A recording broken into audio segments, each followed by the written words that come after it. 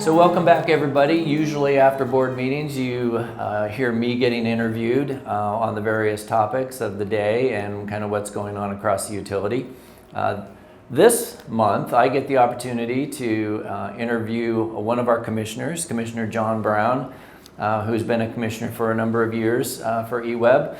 And I'll start, John, by just saying, tell us a little bit about your background, being in Eugene, etc. Just give us a little bit of information about yourself. Well, I was born in Eugene, as was my wife, and I've lived here my entire life, except for a small stint in the Army. And I went to school here. I've had a couple different companies, mostly. I worked for Georgia Pacific and for Triangle Sea Meat Company and for United Parcel Service. I was one of the first drivers, and then got into the real estate appraisal field for about 30 years. I was ready to retire, and somebody said to me, "You want to be a broker?" I said, "Fine, I'll try it." And so I've been doing that for the last 20, and now it's the priority is fishing, and then work, and I don't work very much at all. So I've had a passion for clean water for a long time, and that's what motivated me to look into the EWEB board. And my first term was at-large position, and then I decided to go for wards 4 and 5, in which I've been 3 other terms. So I've been there 4 terms, and I haven't made my mind up on yet whether or not I'm going to do a 5th, but I may. So that started back in, was that 2008 when you first started doing it? Mm-hmm. I think it's 2006, maybe 2006 or 8, around there. So our longest tenured board member, you've seen quite a few changes. What are some of the most significant changes you've seen throughout the last? Gosh, how many 20 years? 20 years it's been since you've been on the board. What are some of the most significant things that you've seen, or maybe noteworthy changes?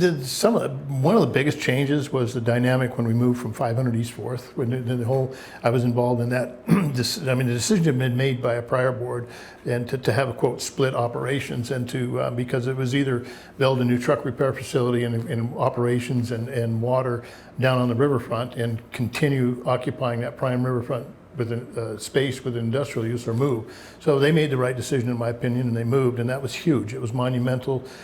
Declaring that surplus and all of that process took decades. And then probably the other biggest change here is you're my 3rd general manager. That's right. It's just so, be careful there. I'd like to say the 3rd time's a charm, but I'm not so sure about that. No, and that's a dynamic, and we just had, Mindy pointed out at last night's meeting that, we have 9 full days just of interviews and things for a board, and for a volunteer board, that puts a strain on, I have that latitude and leisure to come and go as I want, but people that work on a salaried or commission basis and everything, some of them have to take vacation time to do this, and so it's a dedication. And so going through the transition of finding and hiring a new general manager that checks all the boxes, and as you can see, we're already getting lobbied about certain special interest groups, and which is the way the process should work. So those are the 2 major things I think that have come about.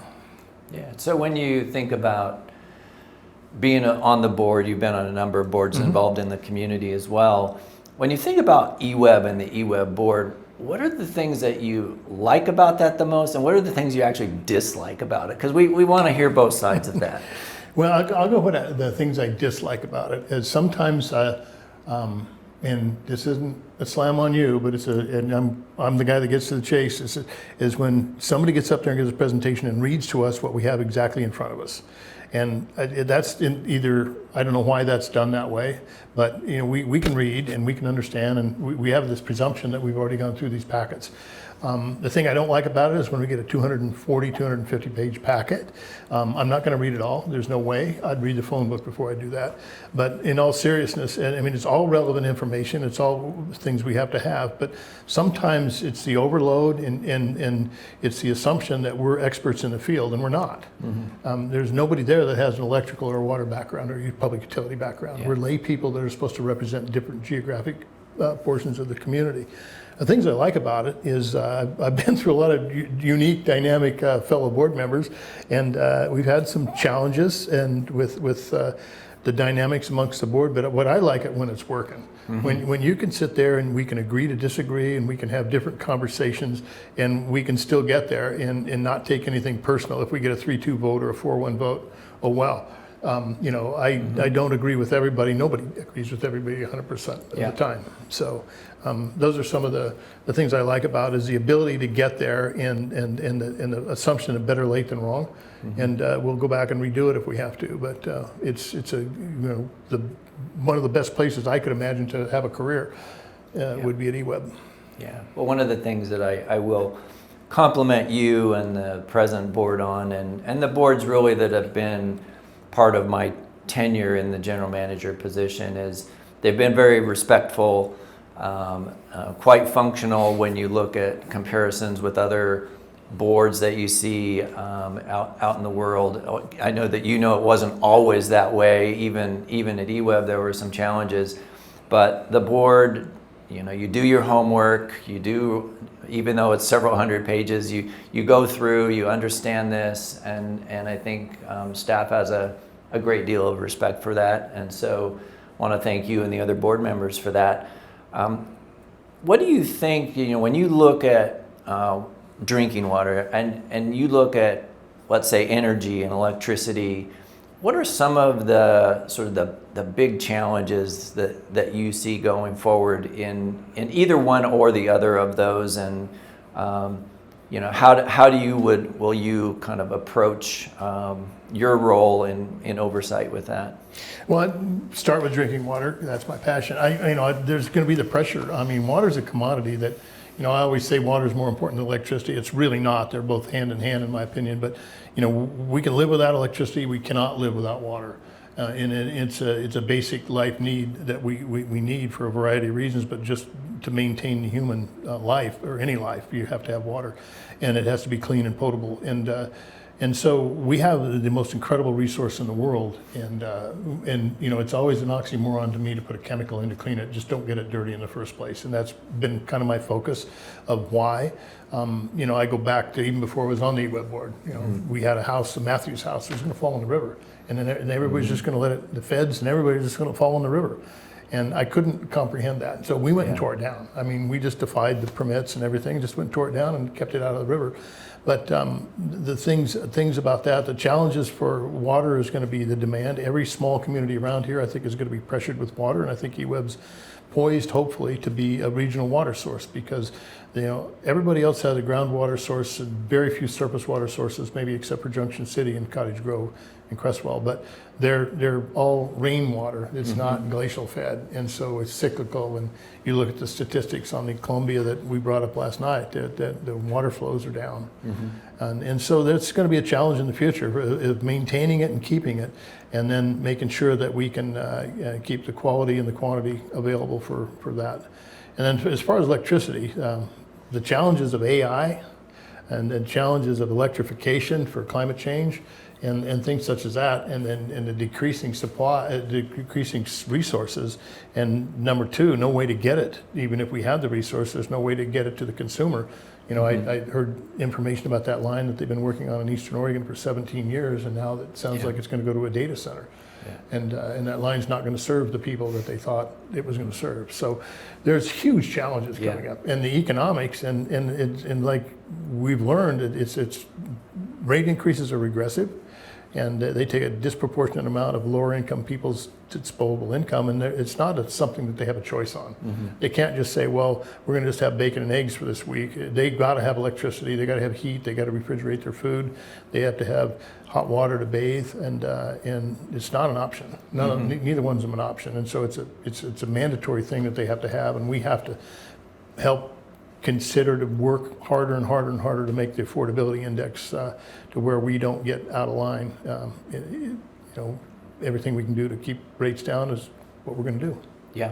Yeah, I think that when you look at the changing resource base, from I'll say traditional resources to now more intermittent resources, you look at the increased in demand. It is creating some scarcity in a commodity market, and we think about that from an energy perspective. When we look out far enough, I believe we're going to also see that on water. And all you have to do is look to Southern California. You look at other places where there are fights over water.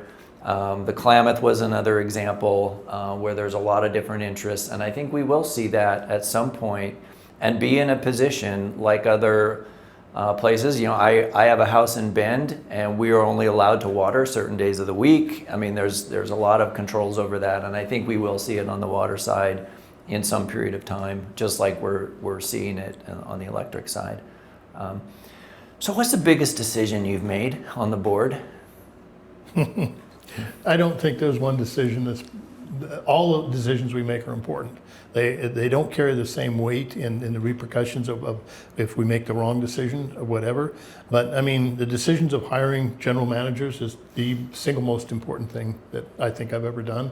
The decision to consolidate operations was a pretty huge decision. Mm-hmm. When we went from tiered rates back to a single rate in electrical a long time ago, it was a huge decision. But I think as we go along, I can't say, you know, we're looking for action on a board item thing where you say, okay, well, this really doesn't, you know, we all vote and we all vote with our conscience, and we have to remember that the decisions, the small decisions make big decisions, and we're elected to represent geographic portions of Eugene and not a personal agenda. And sometimes the decisions that people make, you have to keep that, I think everybody needs to keep that in perspective.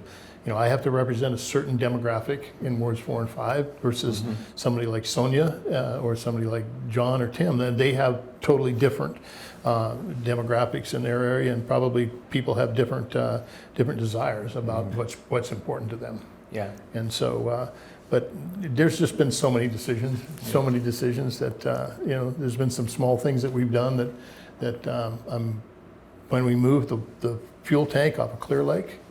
That was an incredible decision that motivated us to, you know, when we found out there was a single-walled 500-gallon tank 30 feet from the shores of Clear Lake with only a 2-foot impoundment berm. EWEB took crews up there. 2 weeks later, we had that tank and everything in the generator up on the highway. No longer does a big truck have to go down there and risk all that fuel going into Clear Lake or that tank getting compromised by a fire. So those are decisions that don't get publicized, but they're the ones that I think that you don't hear about them because nothing happened. Yeah. Well, I think people will look back 10, 20 years from now, and there's a number of just decisions and guidance that the board has provided, everything from East 40th and rebuilding College Hill, which I know growing up in that area was a great big piece of concrete, looking at decisions to decommission Leeburg. I mean, they're relicense Carmen Smith. These are legacy type of decisions that the board has provided a lot of guidance on, and so I know that's greatly appreciated, as well as the fact that we have to balance all these things with affordability, environmental stewardship. You mentioned drinking water as a piece of that as well, safety, reliability, all those things are things that we have to consider across the board. We can't pick one of those and say this one's more important than that one, because they're all important and have interactions between them. Right. And one final question, and you know, this is generally for people at EWEB, employees of EWEB. Is there, as a commissioner, kind of looking at the organization from your perspective, is there anything that you would like to say to the people of EWEB? Well, you know, it makes me proud to be on this. I've been on a lot of boards and commissions, but proud to be this because I see how this organization interacts with the public and with a life-saving commodity, and the dedication they have, and you know, days like today, the wind's blowing 30 miles an hour, the rain's coming in sideways, but they're still out there working at it. And granted, we have some people that aren't in the elements, but we have some that are, but everybody works as a team. And when we have an incident like the ice storm or the snowstorm, and you see everybody come together, and the way they handle it is amazing. And I call it the pride of ownership. You see these trucks rolling, and 95% of the time they're clean. Everything's organized on the truck. Everybody's got on their safety vests or hard hats, and they do everything the way it should be done. And it makes you proud to say, okay, I'll donate my time and my effort and my listening and skill, or whatever they are, to help foster that as it goes. But they're a machine. This organization is a machine that runs itself, so to speak, with guidance from us. And I think it's a win-win. And I think this community should be very proud to have all the people in this organization that they have. Well, I can speak from the other side of it and say that we really appreciate the guidance of the board and the leadership that you've shown for the last 20 years on this board. And like I said, there's a represent you represent the community and the constituents that you do, and we really appreciate it and appreciate your passion around all the issues that we have to address, because none of them seem simple or easy. They all seem complex and sort of deep, and real appreciate you diving in, and want to thank you for that, and thanks for your words to the people of eWeb. Well, thank you. Commissioner?